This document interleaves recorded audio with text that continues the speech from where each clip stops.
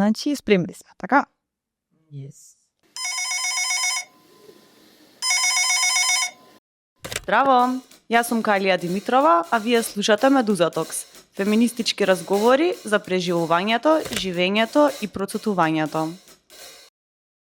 Здраво на сите и добро дојдовте на уште една епизода на Медуза Токс. Денеска со мене во студио е историчарката и истражувачка Ивана Хаджиевска, која што дојде специјално за мој разговор од Битола. Ивана, фала ти многу што го одвои времето за да дојдеш со мене на оваа разговарачка маса. Ти благодарам, Калија.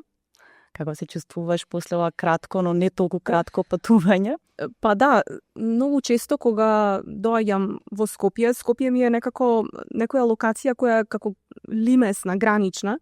бидејќи многу често ми е поврзана со работните динамики и со некои, не знам, професионални случувања или нешто слично. И секогаш чувствувам некоја состојба како на некое брзо согорување, но сега ајде, можеби веднаш така тврдо ќе го започнеме разговорот, бидејќи тоа чувство главно е поврзано и со некои, хајде да ги наречам, социјални состојби или слично, бидејќи многу често патувам со автобус или со воз, тоа е некој јавен транспорт. И секогаш е тоа чувство зошто на толку мала територија доаѓа да се патува со еден толку долг временски период. И искрено да не се тие прекрасни пејсажи кои ги гледаме од прозорците, ке е малце потешко цело патување. Меѓутоа, нешто што предстои после тој пат или слично се и овие чести некои поврзувања, сојузувања, кои се случуваат често и на таа линија на независните иницијативи. Така што, фала ти што ме покани. Фала ти на тебе уште еднаш, затоа што ние долго време се договараме да го отствариме ова и конечно сега се случува во малку чудни околности. Јас како што ти споделив имав интересен ден. И генерално периодов, дали си правам и себе си некој притисок као дека е септември стана некој мал декември, кај што пробуваш 500 милиарда работи да направиш, нешто да почнеш, нешто да завршиш, цело време некако се сеќам као да сум онака буквално во погон. Па така пред неколку сати бев вклучена во мал судир со автомобилот и сега ми е интересно висови твојата приказна за избор на превозни средства и слично, значи јас никогаш не користам кола во овој град, затоа што сообраќајната култура е страшна. И мислев дека ќе си олеснам себе си со тоа што ќе си го скратам патувањето и ќе дојдам со автомобил. И ето тоа заврши малку неславно. Но генерално и како што ти спомнав, еве решив дека тоа ќе го протолкувам како некој знак од универзумот, дека треба да се фокусирам и да успорам, затоа што особено кога доаѓаш во една ваква атмосфера кај што треба да имаш, не знам, некој плоден разговор, концептот на брзање и трчање и мислење на уште 500 други работи што треба да ги направиш, мислам дека никому не оди во прилог, а исто така ми интересно и што дадов оваа референца со универзумот, затоа што многу ми беше интересно дека преска во лифт ти спомнав за надоаѓачките еклипси, ти накратко во книгата за која што подоцна ќе зборуваме, имаш еден мал коментар кај што во време нели кога човештвото се соочува со слаб вид кон иднината, паника, дефокус и слично, пробува да погледне кон вишите сили и слично, и тоа е како интересен коментар од твоја страна како научничка. И бев као, дали да ја кажам ова на Ивана, и ти реше као, да, ги пратам еклипсите, јас лично се осеќам енергијата е на чудно ниво. Па да, тоа беше малце иронично, но може би малце и неиронично. Чиста е како една фуснота да го дополниме овој дел од разговорот. Навистина, кога доаѓав јас по пат на кај Скопје, имаше неколку ситуации каде што стварно за малце што не дојде за среќа до некаков сутир. И некако јас веднаш си помислив самата со себе дека нешто има како некој електрицитет во воздухот. Меѓутоа, сега да одиме на кај ироничниот дел, нели? Тоа е и доста антрополошки базирана појава, дека во време на кризи, во време на состојби каде што тешко е во една мала човечка екзистенција да се даде некаков одговор на она со што се соочуваме и слично, и многу често се посегнува по тие објаснувања кои што се од нели алтернативна некоја природа и слично. Така што мислам дека тоа е само реакција на преголемата изложеност, без разлика дали на некои социјални, економски проблеми или пак едноставно тој некој политички електрицитет, политичка анксиозност која што не обкружува. Така што веројатно и како некој механизам на одбрана и без да знаеме, несвесно самите одбираме, без разлика дали станува збор за научници или било која друга некоја професија или нишка, некако да си ги објаснуваме на некое интимно психолошко ниво појавите, така што не е воопшто чудно што дојдовме до такви слични теми. Заеднички во дескиот лифт. Да. Јас пратам астролози, јас исто. Добро, во секој случај, ќе сакам да се надоврзам зашто го спомнав фокусот неколку пати, е нешто со што сум поприлично обседната како човек, онака постојано пробувам да бидам свесна за тоа дали имам фокус за нешто, дали немам фокус за нешто, што тоа значи, како тоа ми се одразува на начинот на кој што разговарам со луѓето, како поставам прашања, како одговарам на истите, и особено овој сетинки, Медуза Токс и слично, некако ме направи доста свесна за тоа, за комуницирањето како такво, и како ми се отсликува практично внатрешната состојба и само доживување во разговорот што го имам со човек од друга страна. И кога се согласи да дојдеш и кога веќе го концепирав нашиот разговор, си помислив колку вака низ годините наискрено ти се воодушевувам кон начинот на кој што се артикулираш себе си, начинот на кој што многу фокусирано пишуваш и разговараш, и некако ме интересира дали гаиш некои одредени, не знам, методи на одржување на таа фокусирана мисла, затоа што мислам дека сите сме свесни како тоа почва да ни станува огромен напор, особено во напливот на информации кои што не ни даваат знаење и суштина. Јас се чувствувам како ти стварно да имаш нека стамина и успеваш тоа да го негуваш, и ме интересира како го правиш, и онака најлично, но и во процесот на пишување, истражување, читање и слично. Па јас искрено малце сум зачудена дека впечатокот е таков, бидејќи мојот интимен впечаток е секогаш токму поврзан со некое чувство дека како во некој сон, дека треба постојано да брзаш за нешто да достигнеш, а тоа нешто цело време ти избегнува, тоа некое чувство, нели, и на многу што јас си го имам во себе како некаква постојана анксиозност. Немам чувство за себе си лично дека нели постои таква стамина која методолошки може да се одржува, напротив. Често ги имам сите оние прашалници дали е нештото доволно добро, понекогаш тие знаат да ми избегаат до тој степен да престанам со некаков проект или слично. И меѓутоа во текот на последната година, кога малце се дистанцирав толку од оние логики на кои често и се многу наметнувани на личен успех, не знам, некои често и од академската средина се наметнувани некои идеи дали дека треба да се постигне некаква далечна академска персона, на тоа на некој научен или академски работник или слично.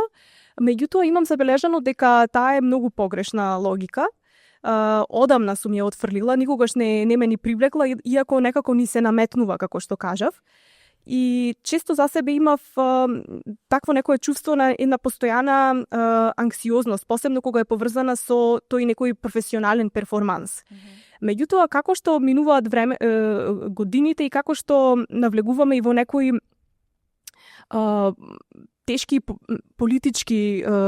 периоди и на некое локално и на некое светско, глобално ниво, и како што ги гледаме на станите на секаде околу нас, сваќам дека не се ни работи за некаква анксиозност, и ова ми е многу важно, туку се повеќе сваќам дека постојат личности, особено во овие професии каде што се поврзани повеќе со тоа критичко размислување и слично, каде што едноставно имаш многу изразено комунално чувство за таа грижа, без разлика што се работи, а особено ако се работи во областа на хуманистичките науки, и кај личноста постои едно многу високо изразено, како што кажав, чувство на колективитет. И кога го имаш тоа чувство, навистина не ти е се едно каков ќе биде твојот, не знам, настап или настап во смисла нели на оние професионални аспекти со кои што се соочуваме. И тоа може би допринесува многу повеќе таа изразена сензибилност кон заедницата, и тоа е една форма може би на емоционален труд од една страна, но од друга страна мислам дека е многу драгоцено, бидејќи секогаш не тера некако тоа вложување некако да го ангажираме во заедницата, и тоа е едно чувство на таа грижа, на таа одговорност. Јас сметам дека е драгоцено, посебно бидејќи денес живееме во општество, мислам не само кај нас секако, каде што еве да ги земам и академските работници кои што се вработени во образовни институции и слично, кои што имаат одговорност да имаат критичка релација кон реалноста, па кај нив нема воопшто такво чувство. И тоа предизвикува да дојдеме до кризи, бидејќи оној што треба да се грижи, како што нели медицинските работници, Министерствата за здравство или така натаму, тие некои системски структури како што се грижат за човековите тела, како што се грижат за психофизичкото здравје и да имат добри политики нели во тој аспект, треба да има добри политики во тој аспект, така и хуманистичките науки, нивните претенденти, оние што се занимаваат со нив, треба да се грижат за политичкото здравје на заедниците во кои што работат. И поврзаноста нели со таа некоја анксиозност која што посебно ние некако посензибилно ја имаме и ја изразуваме преку таа нели грижа, една многу голема одговорност како ке нашата работа што ја правиме, како без разлика дали станува збор за книга, за подкаст, за нешто што е во ангажирана релација со општеството. Таа грижа е толку добра, толку добре дојдена.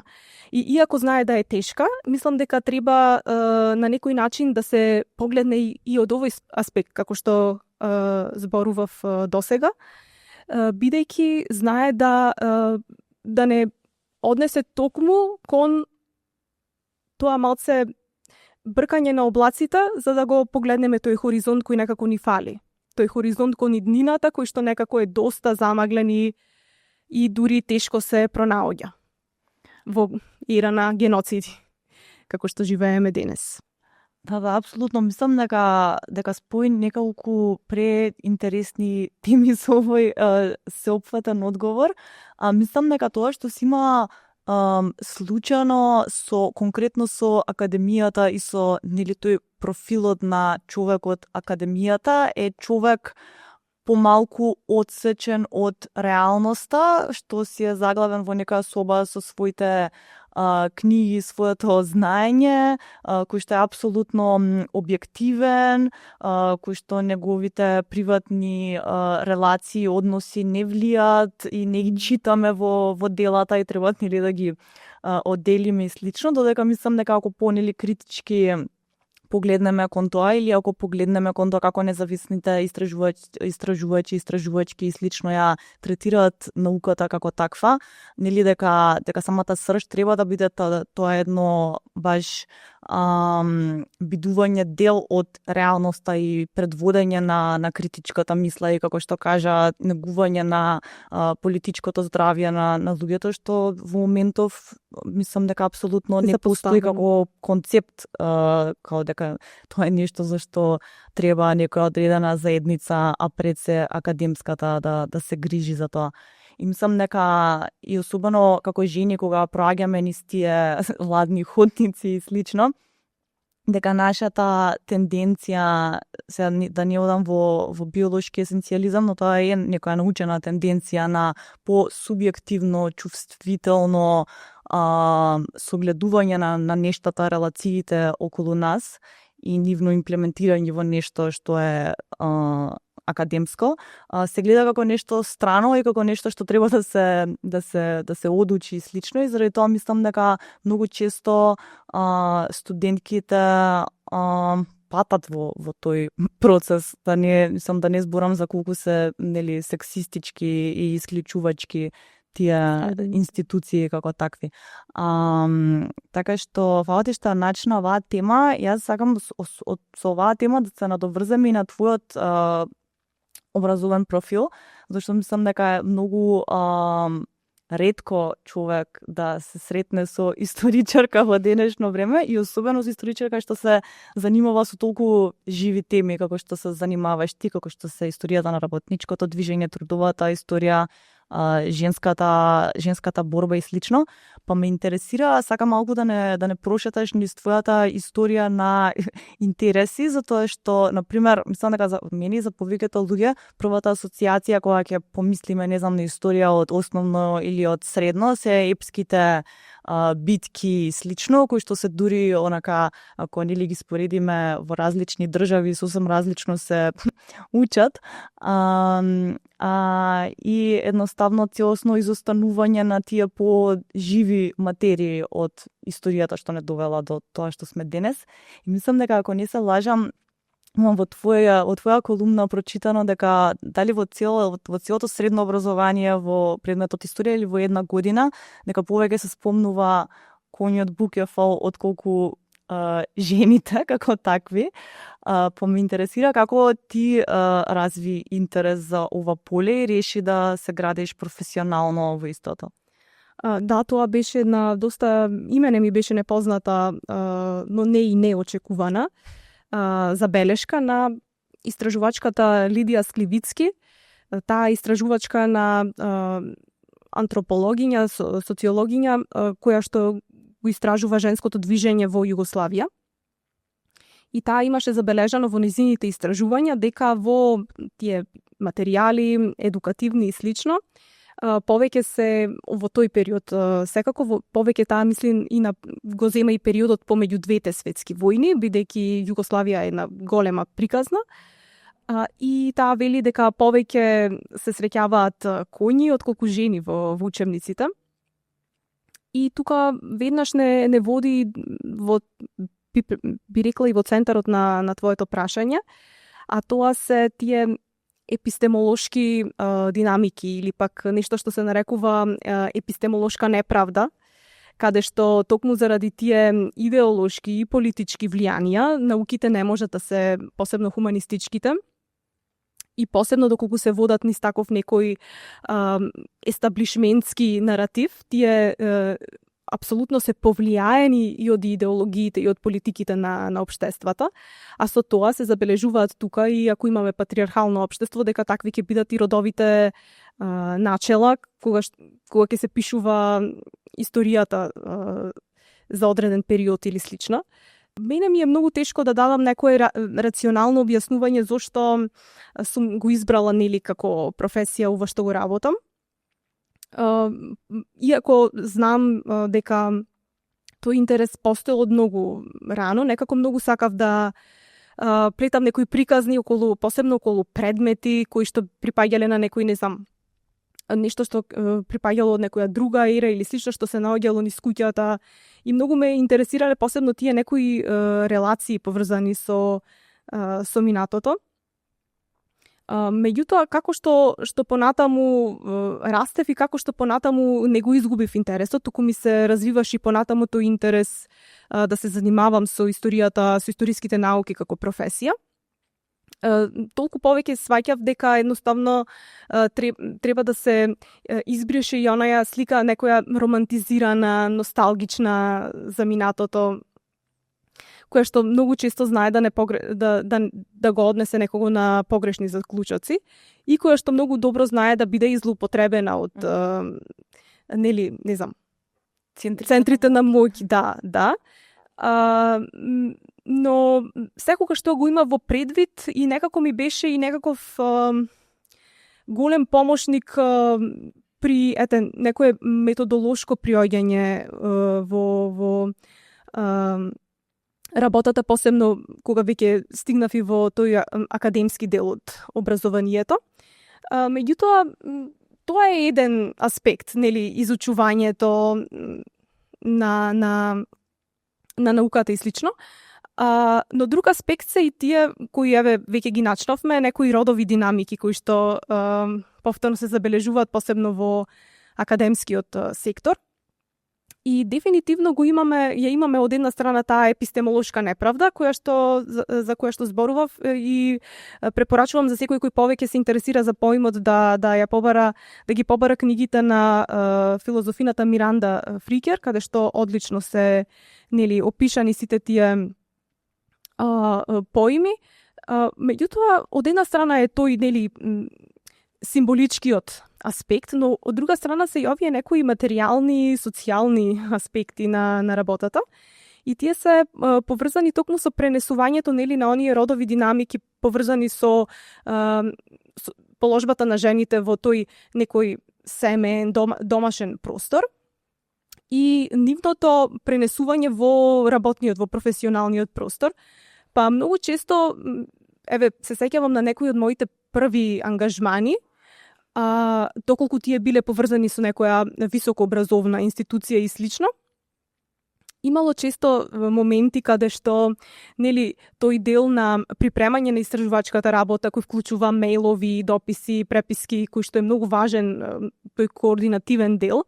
да се смета за помалку битен и да се остава повеќе на женскиот дел од тимот. Така што се забележуваат тако вид на моменти, но од друга страна пак тие и сведочат и за ниски професионални услови. И сето тоа е поврзано и е неодминливо од академската дејност. Во твојот профил мене ми е интересно дека од една страна ти се занимаваш во истражувачката работа со теми кои што се доста маргинални или се третираат како маргинални во официјалната историја, како што е, например, како што напоменавме, да речеме, женската историја, трудовата историја и слично. И од една страна самите тие теми се третираат како маргинални, а и многу често позицијата на жената како научничка и како истражувачка исто така знае да биде третирана да маргинализира дополнително заради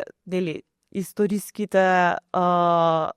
односи, релации кои што не довеле до тоа академските средини да се такви какви што се. Мислам дека тоа што е интересно е дека постојат низа невидливи ограничувања со кои што се соочуваме во професионалниот живот и за да истражуваме одредени теми, но и за нашите идентитети и тела да бидат прифатени како сериозни, адекватни, професионални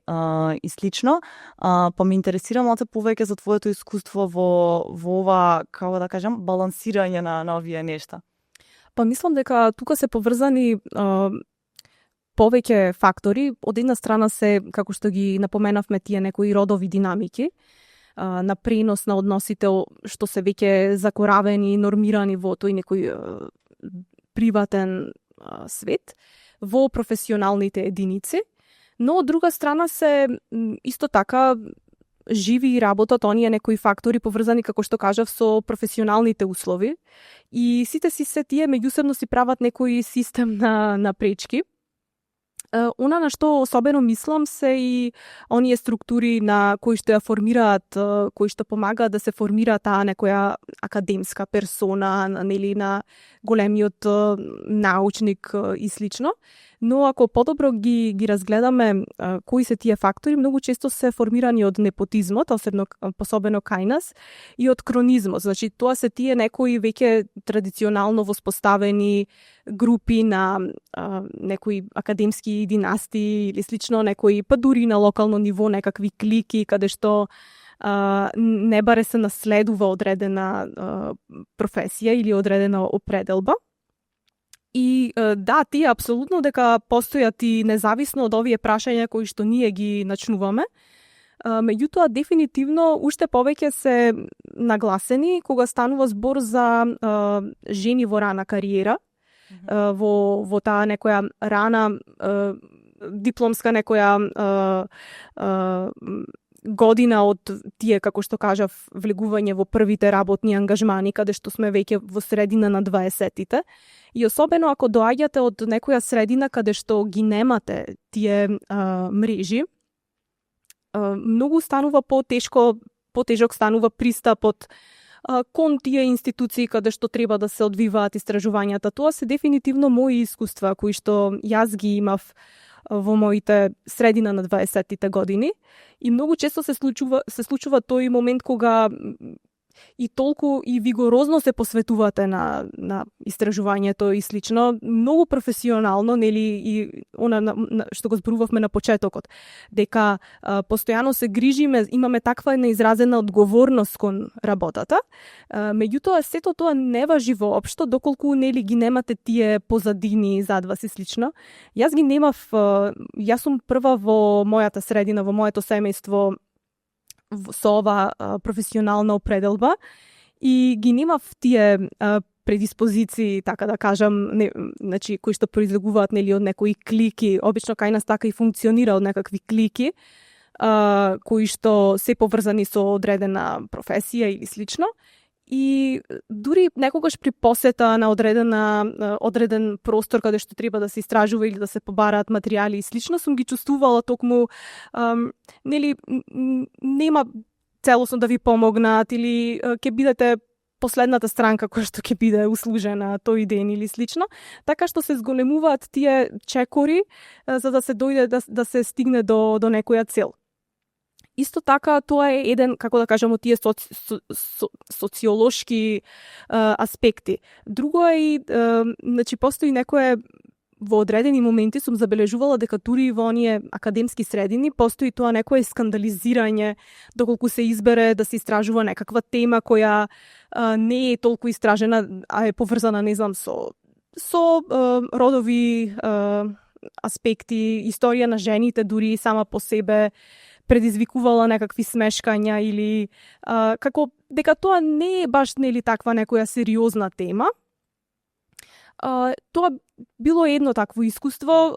Друго слично искуство и повторно е поврзано со епистемолошката неправда е и исто историјата на трудот, која што ја избрав да биде на моја специјализација во она што го работам. Често сум се соочувала токму со тоа дека тоа не е доволно важна тема, дека не е доволно нели државотворна, можеби, и слично. Така што многу постојат и апсолутно функционираат тие фактори политички, идеолошки, родови, и некој може едноставно од позиција на привилегија или не знам да се прави дека секој има исти, нели бидејќи науката е еден објективен, рационален свет, дека секој има исти чекори на патот, меѓутоа едноставно тоа е само решавање да не се гледаат сите овие фактори за кои што зборуваме. И но од друга страна пак тоа отвора друг еден простор. Тоа отвора простор да градиме некакви сојузи меѓу нас и да градиме сојузи кои што не се само базирани на тој некој професионално идентитетски дел, туку да градиме сојузи кои што се поврзани и со тие некои работнички прашања. Мислам дека доколку постои, например, ситуација каде што постои синдикат за академски работници или слично, или пак секако дека постои, меѓутоа се поголемото вклучување и активирање и ангажирање кон таков вид на сојузување може да е само да допринесе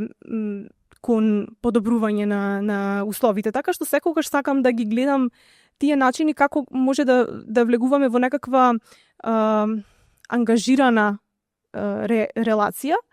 и цело време нели да се носи тој аспект, нели многу често имам забележано дека одреден проблем, посебно во работна средина, посебно во тие простори каде што се тие професионални динамики на сила, чисто за да се зацкрие одреден проблем, многу често се психологизира и се наметнува дека некоја индивидуа или која што ќе ги наметне прашањата поврзани со непочитување на труд, бидејќи овие прашања се во крајна линија непочитување на труд од аспект на род или од аспект на класно поднебје. И често ќе се наметне нели дека таа личност нешто бара или дека дека е проблематична, дека има проблеми со егото или слично. Но од друга страна пак доколку има ваков вид на некое сојузување помеѓу работниците, помеѓу работничките кои што се во тој сектор или во било кој сектор, веднаш релацијата на моќ станува поинаква, значи вршењето на моќ веќе доаѓа и кај другата група. И на тој начин, па дури имам забележано дека некои тела од кои што најмногу се плашат, токму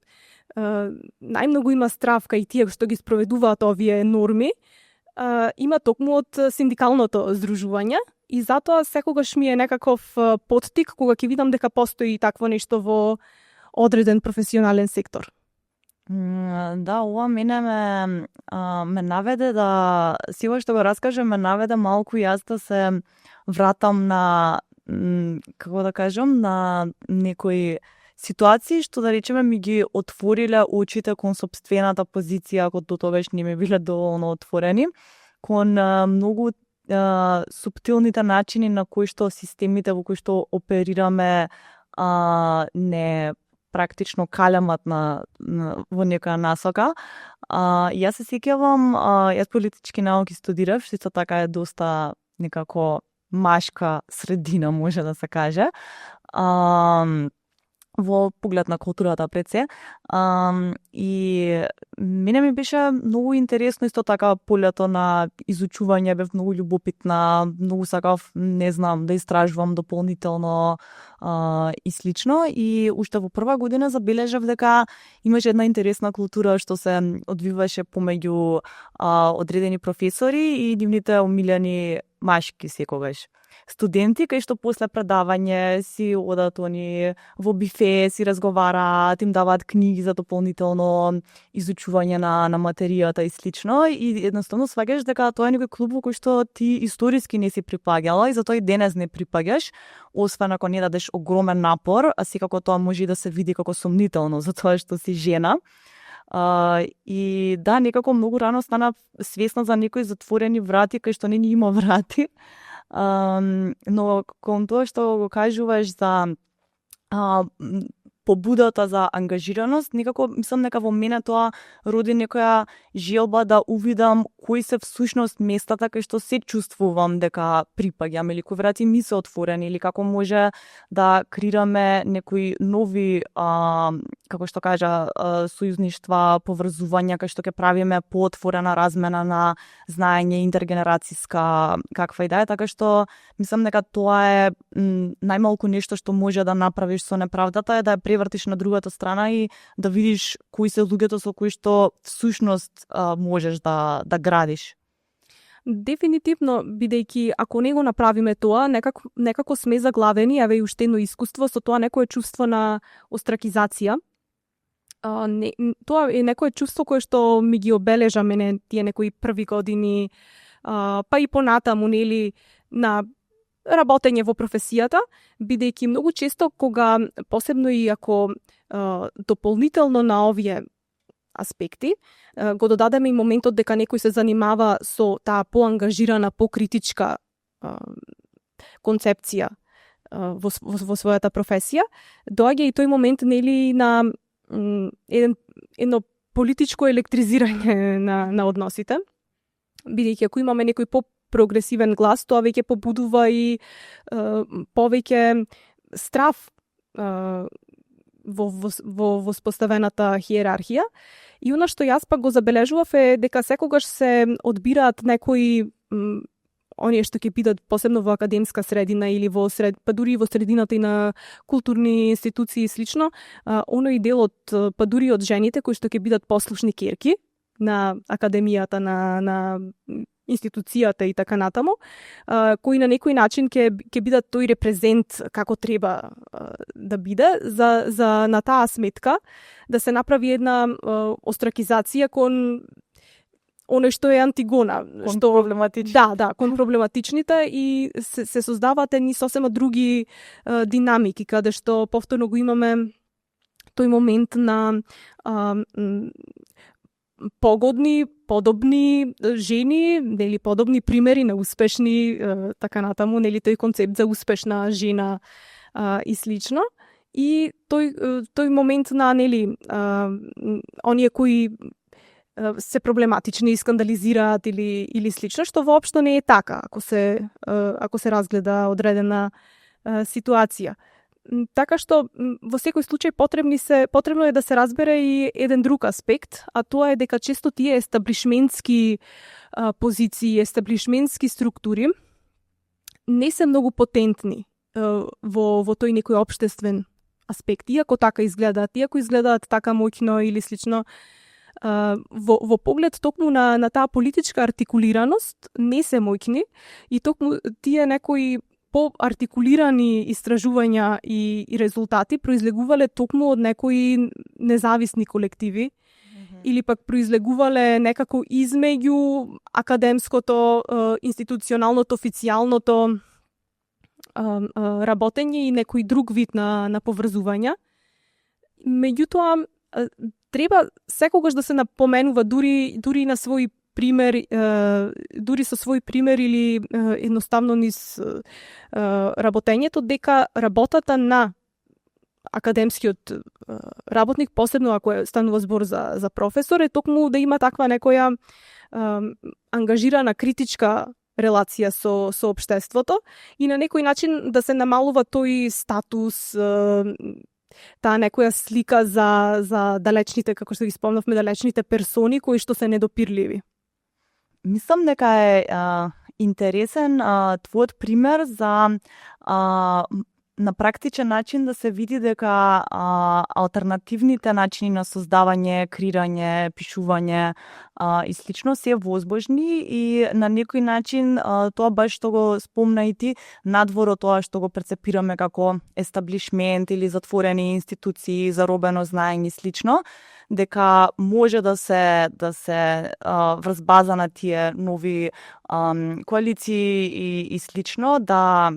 баш се крира знаење кое што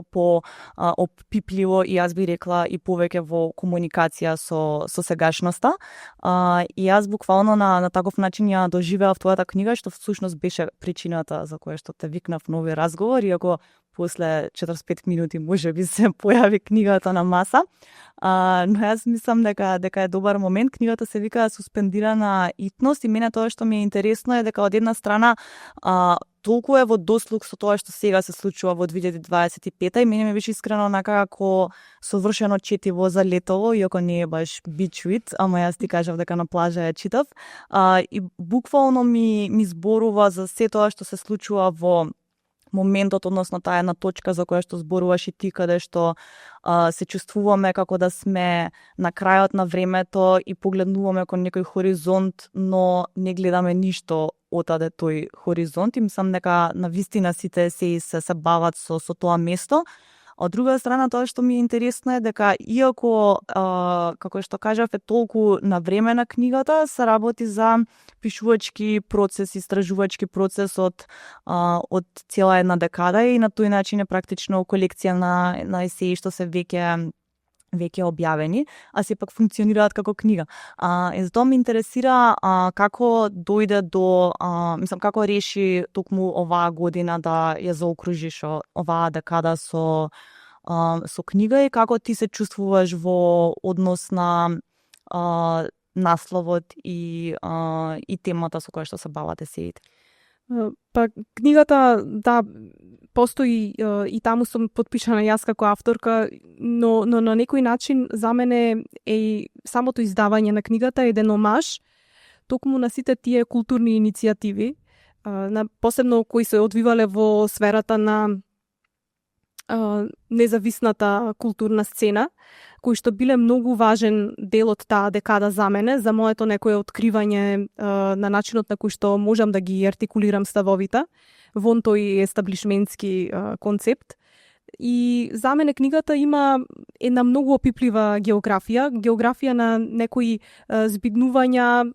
простори каде што биле простори на критичко изразување и во Скопје и во Битола, токму во периоди кои што биле и политички многу начнати. Например, периодот за време на студиите особено е изразен во книгата, каде што се случуваше едно големо студентско движење, студентскиот пленум. Понатаму таа некоја нова генерација на феминистичко движење, која што мене многу ми влијаеше своевремено во тие изминати 10 години. На пронаоѓање, повторно ќе кажам, начин на како да ги артикулирам нештата и на еден истражувачки, но и на еден журналистички начин, за да се пронајде некој јазик на кој што ќе се пренесуваат тие ставови.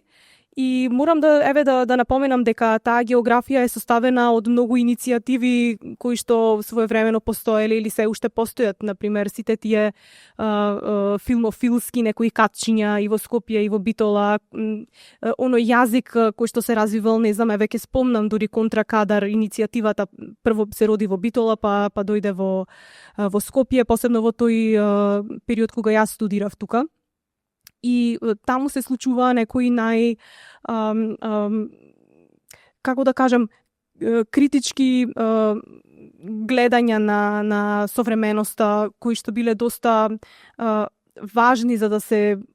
остри тој некој јазик за согледување на нештата, така што таа комуникација со сите тие своевремено и се уште активни културни чинители, културни работници и работнички кои што навистина имале многу големо значење за моето растење во тој период. Едноставно се опфатени и се реферирани дали на некој мета начин во самите текстови, а некаде и директно, каде што реферирам на нивни дела или книги и така натаму. И секогаш постоеше тоа едно преиспитување, дали е потребно, не знам, дали е вистински момент да се издаде книга, дали тоа навистина можам да го направам, да го постигнам. Меѓутоа тоа преиспитување кое што повеќе беше од некоја лична природа, некако ми беше целосно занемарено, ставено настрана и во моментот кога почна пред наши очи да се одвива еден сосема нов, досега незабележан феномен. Преносот на геноцид во живо, геноцидот врз палестинскиот народ, кој се уште е во тек. И кога некаде при крајот на 2024 година, кога што ги гледавме на нашите мобилни апарати, на секаде сите тие многу травматски слики, сватив дека навистина сега е и можеби вистинскиот момент за тоа некое јавно изложување, некое јавно и гласно зборување во момент каде што треба, апсолутно мислам дека и академската заедница и било кој што се занимава без разлика на професијата, но особено, како што кажавме и претходно, доколку таа е поврзана токму со тие општествени феномени и хуманистиката како наука, нели? Токму сега е моментот кога ни се случуваат вакви нешта, да се охрабриме и да зборуваме за нив. Бидејќи кога започна нели да се одвива, како што кажав, геноцидот и во Палестина, меѓутоа се случуваат и низ афричкиот континент, исто така масовно изгладнување на население кое што поврзано со тие колонијални односи кои што имаат свој корен во Европа, имаат свој корен во таа одговорности на европскиот граѓанин, не само на неговите влади, имаат своја конекција во таа некоја се уште и тоа како не е апсолвирана таа некоја расна белечка доминација и сите неизини теории и идеологии кои што и ден денес се живи. Така што имав некоја потреба едноставно да направам простор во кој што ќе сакам да се изразам токму на овие теми, кои што се поврзани низ самиот текст, низ разни прашања, без разлика дали се зборува за тие епистемолошки неправди во областа на изучувањето, на предавањето, на дистрибуцијата на знаење, или пак се поврзани со директно со начини на кои што прикажуваат како во музеите доминантен е тој некој колонијален сентимент на цивилизацијска мисија на европските народи и слично,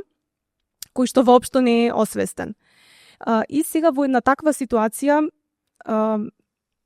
барав и некој јазик кој што ќе биде и многу близок нели до изразувањето на сите овие феномени, кои што мислам дека бараат и нови термини. Ние имаме потреба од, јас сметам дека понатаму ќе се појави и некој термин кој што ќе означува геноцид пренесуван во живо. Live stream genocide, кој што ќе треба да има сосема нова терминологија, како што настана и терминот холокауст. Така што сите овие феномени кои што со едно големо темпо започнаа уште да се одвиваат или да ескалираат во 2024 година и од некој локален, не знам, европски воен карактер и слично, мене ми беа некој конкретен поттик дека треба да се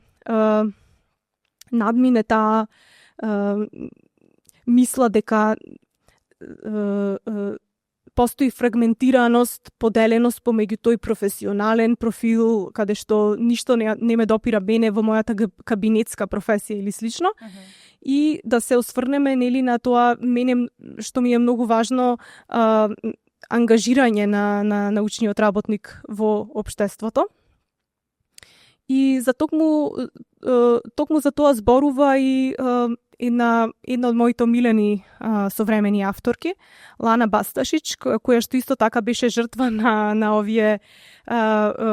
престројувања. Таа беше целосно остракизирана како подржувачка на хуманизацијата на палестинското население. Таа беше и беше прекина договорот со нејзиниот германски голем издавач. Верувам дека оние кои што ја следат Медуза се добро запознаени со нејзината приказна и со нејзините книги. Така што токму на тоа посочува дека нели се оди кон некоја фрагментација на нашите идентитети. Идентитет имам професионален, па имам нешто за она што сум јас дома во приватниот живот и она што сум јас како активист. И таа вели дека тоа е толку многу погрешно, бидејќи јас не можам од 9 до 5 да бидам посветена на одредено прашање, па потоа одам некаде на друго место и веќе го заборавам тоа. Не, навистина не е потребно ние да имаме некакви когнитивни или интелектуални знаења за да се осврнуваме кон овие феномени. Дури многу повеќе би рекла дека е потребна храброст и етичко позиционирање, многу повеќе отколку нели некакви, не знам, некаква интелектуална претходница за да формираме еден изгубен граѓански идентитет на критичкиот граѓанин, оној кој што е целосно денес некако. И тоа е една од темите на книгата, кој што е во изумирање на некаков начин и отстапува простор токму на оние фрагментирани идентитети на оној граѓанин кој што е целосно напнат од оние brain rot содржини и нема простор нели да делува на некаков начин. Цело слободно време му е потрошено на еден таков начин. И токму до тоа дојде и самиот наслов. Насловот означува еден обид на нашиот мајчин македонски јазик да се зборува за овие теми, еден обид тие тие хоризонти теоретски да се прошират. И суспендирана итност, токму тоа го означува некои настани кои што не начнуваат политички, се итни, меѓутоа нашето делување е суспендирано. И на тој начин се намалени и несогледливи се и хоризонтите кон иднината, што е еден глобален феномен, би рекла, кој што е феномен нели на тој општествен и историски поредок кој настана после студената војна, по крајот на студената војна, и кој што ветуваше една многу поинаква слика за општеството, кој што го прогласи нели социјализмот, комунизмот како погрешни историски проекти, и нели тезата на Френсис Фукујама за крајот на историјата, каде што според него нема да има повеќе големи движења, нема да има човештвото потреба од големи приказни, големи наративи, идеологии, туку ќе се осврнува само на тие субјективитети лично, кои се одвиваат на некое лично ниво на индивидуата, нели self-help културата всушност. Но тука се гледа дека тоа навистина е погрешно, бидејќи денес ни се случува крах токму на тој систем. А тој систем ги исчисти значењата на оние движења, оние идеи каде што беа потентни, кои што се потентни за отворање на тие хоризонти. И тука сум инспирирана и за уште еден момент кој што го согледувам и ми е многу битен, а тоа е,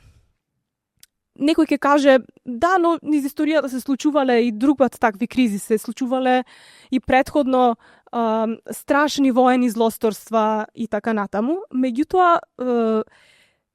ако го погледнеме периодот на Европа во 1930-тите години, кога што се најсилни стануваат најсилни и системски ги завземаат општествата фашистичките движења, во тој период, да, демократијата, граѓанинот, критичкиот граѓанин истично е поразен, меѓутоа е поразен политички. Поразен на едно ниво, бидејќи фашистичките движења, нацизмот исто така, доаѓаат на демократски пат во општествата, преку гласање, меѓу другото и преку тие силни калорични идеолошки патишта. Но денес забележувам некој вид на мутација на самата демократија, на самата идеја, нели, на она што беше воспоставено од Френсис Фукујама како либерална демократија, се покажува многу неуспешна и во неја се открива едно најнерешено прашање, а тоа се прашањето на расата и на колониализмот на Европа, кои што денес моментално, јас би рекла дека дури денес почнуваат да се декомпозираат, да се разградуваат во форма на геноциди, во форма на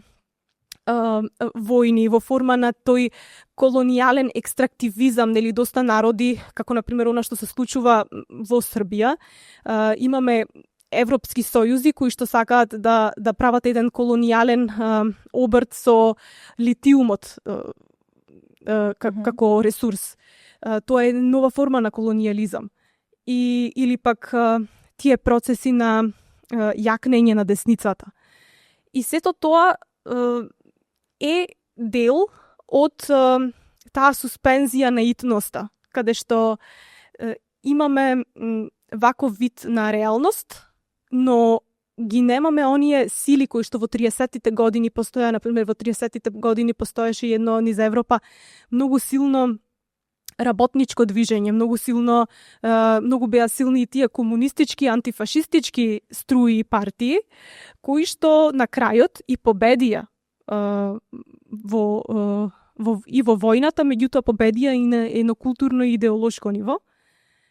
Она што денес ни фали е токму некој таков вид на сојузи, ги има, но се многу мали, не се системски, не се на едно разгрането ниво.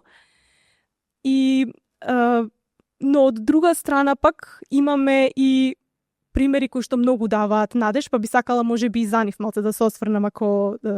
дозволува времето. Сакам јас да се осврнеме на нив, затоа што мислам дека тоа што е многу за мене, тоа што е многу важно и специфично во оваа книга, а ти веќе го спомена, а јас ќе го кажам со други зборови, е дека мислам дека чувството што го споделуваме и што јас го добив исто така како сентимент, како читателка од оваа книга, е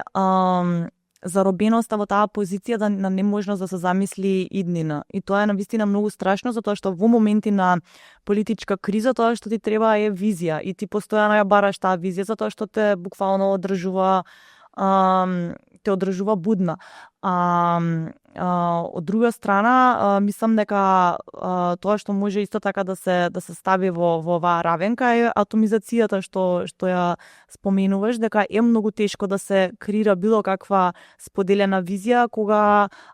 идентитетите ни се целосно фрагментирани и живееме во една таква дистописка, би рекла, веќе реалност каде што живееме целосно атомизирани идентитети и самите тие се извор на неможноста да се делува, на немање време, немање енергија, немање визија и сте тие некои нешта како заедно да ја создаваат таа ситуација да не можеме да видиме што е зад хоризонтот или па да замислиме што може да е зад хоризонтот и да почнеме да го креираме. Но од друга страна, иако го велиш тоа, потоа постојано низ книгата може да се најдат тие мали процепи пред се на микроотпор кои што мислам дека многу добро ти ги утврдуваш и мислам дека и тоа се доперни точки во низ целата книга и низ есеите и тоа што ги спојува. Од една страна концептот за крајот на времето, подигање на вело, да речеме, за неолибералната демократија како финален добар систем. Така што тоа е едната точка на спојување, а другата точка на спојување е, мислам дека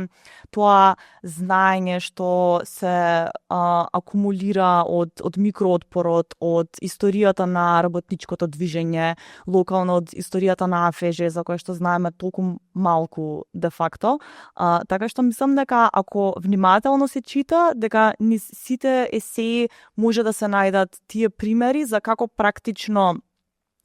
преку оснажнување на тие примери од историјата ние самите добиваме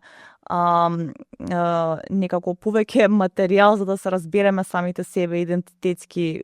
и како колективи географски каде што живееме, што не довело до овде. Јас и ти како седиме и разговараме, а пред 100 години жените не би можеле да го прават тоа и како освестувањето на сите тие механизми може да ни помогне во попотентно креирање, да речеме, на политички позиции. Па токму на таа тема и сакав да размислувам во еден од есеите, тоа го правам во последниот есеј, кој што бара некој излез од тој еден замрачен хоризонт. И сакав тоа да го направам инверзија на онаа позната теза на Хана Аренд, дека тие најголемите злосторници во Втората светска војна, најголемите нацисти, всушност не биле некои ингениозни луѓе, туку тоа било оној мал бирократизиран човек и слично, и дека токму неговата атомизација потекна дали од некои националистички наративи, дали од некои други авторитарни режими и слично, се претворил во еден звер, во еден монструм кој што го произведе Холокаустот, кој што го произведе фашизмот и така натаму, кој што произведуваше смрт на опресираниот. Но што се случува ако направиме инверзија на таа теза? Добиваме една слика за дека спротивно од тоа постои и тој микроотпор, дека апсолутно имаме истории кои што укажуваат на тие искуства на спротивставување, отпор токму од оној што се нарекува во литературата малиот човек. Имаме толку многу од Втората светска војна архивски сведоштва кои што укажуваат на тоа како селаните, работниците, студентите, наставнички по селата или слично се ангажирале во антифашистичкото движење, се побунувале во моменти кога што многу повеќе од денес било казниво да се направи побуна за одредено прашање, да се застане на страна на онаа група која што била опресирана, а камоли политички да се делува. Така што тој отпор на малиот човек ми е мене многу битен и неговите истории многу откриваат. И есеот го започнав со таа приказна за како за време на шпанската граѓанска војна, од цел Балкан, биле собрани група од околу 20 на 30 на млади луѓе кои што заминале таму во тие интернационални бригади да се борат. Тие биле само студенти. Меѓутоа заминале таму и застанале нели на вистинската страна на историјата. Од друга страна, денес моментално она што се случува е еден настан кој што се римува со таа историска епизода. А тоа е Сумут флотилата. Тоа е една светска глобална иницијатива каде што илјадници луѓе ни свој независен труд и ангажман, активизам заминаа да ја прекинат таа по не знам кој пат блокада на Газа, она што им се случува на палестинскиот народ. И сметам дека тоа е едно на некој начин самото организирање е победа, токму и доказ, аргумент за таа теза дека тој мал отпор знае многу многу да значи кога е организиран и дека токму таков вид на отпор доаѓа до ги носи историските промени. И многу ми се допаѓа и самиот назив, самото име на оваа иницијатива моментално, Сумут. Тоа е еден всушност палестински социополитички концепт кој што означува непоколеблива волја, непоколеблива целенасоченост, кој што произлегува токму од состојбата на една систематска опресија. И тоа кое што ја доживувал палестинскиот народ со тие колонијалистички војни уште од 19 и 20 век, па денес тие доживуваат своја кулминација, помогнати од најголемите светски сили и нивните оружја. И тој концепт ми е многу битен. Сметам дека може многу да научиме од него, бидејќи тој означува како во време на најголеми кризи да се опстане и да се опстои во сопствениот идентитет и култура. И сметам дека ваков вид на концепти и знаења виреат и во транс заедниците. Значи, кај оние заедници каде што е најголема опресијата, се явуваат ваков вид на социополитички концепти кои што им помагаат на луѓето да преживеат едноставно самата екзистенција како еден чин на отпор и ги потикнувам и другите нели да истражуваат околу ваквите концепти. Така што тоа е едно историско римување дека отпорот е секако возможен и тој настанува само со не толку многу со оние силни, моќни естаблишментски структури на интелектуалност, академизираност и слично туку многу повеќе со таа храброст да не се плашиме од неизвестноста, да не се плашиме од тоа неизвестноста на јавното настапување и едноставно да продолжиме во него, да обстоиме во него, ако треба и 100 пати да се преповторува, како што е и со овие флотили кои што многу пати биле пресретнувани и киднапирани нивните активисти. И за мене тоа е еден многу важен чин и мислам дека ќе има и многу флотили во иднина и во нашите политички простори, ете како една метафора која што го отвора патот и на современото антифашистичко делување. Мислам дека многу соодветно е слично како и во книгата се заокружи разговорот. Ивана, јас сакам уште еднаш многу да ти се заблагодарам, како прво за твојата работа, како второ што реши да напишеш оваа книга и како трето што ми беше гостинка на Медуза Токс. И се надевам дека ќе читаме уште многу работи од тебе, дека јас и ти ќе имаме и друга прилика да ги разговараме истите. И уште еднаш сакам да напоменам дека суспендирана итност може да се набави во или кај другите книжари низ Македонија. Ти благодарам, Калија. И среќен пат назад во Битово.